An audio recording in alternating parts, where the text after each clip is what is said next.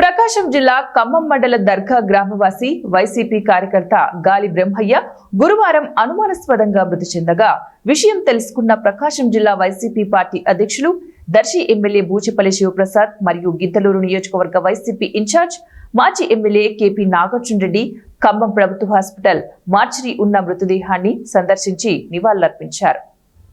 ఈ సందర్భంగా వారు మాట్లాడుతూ గాలి బ్రహ్మయ్య కుటుంబానికి పార్టీ అన్ని విధాలుగా అండగా ఉంటుందని హామీ ఇచ్చారు. వారి వెంట పలువురు ఖమ్మం బెస్తవారిపేట అర్ధవీడు వైసీపీ నాయకులు, ప్రజాప్రతినిధులు తదితరులు పాల్గొన్నారు.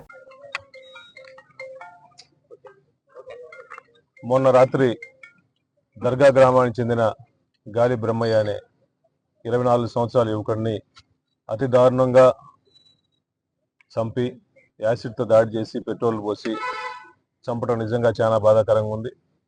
బ్రహ్మయ్య మొట్ట నుంచి కూడా మాతో పాటు మా పార్టీలో యాక్టివ్గా తిరిగేవాడు. వాళ్ళ కుటుంబ సభ్యులు కూడా యాక్టివ్గా ఉండేవాళ్ళు. గతంలో ఎప్పుడు ఆ గ్రామంలో కానీ ఆ మండలంలో కానీ పరిస్థితులు ఎప్పుడూ లేదు. ఇటువంటి పరిస్థితులు దాపురించింది కాబట్టి నిజంగా చాలా భయంకరంగా గ్రామస్తులు కూడా అందరూ చాలా బాధపడుతున్నారు.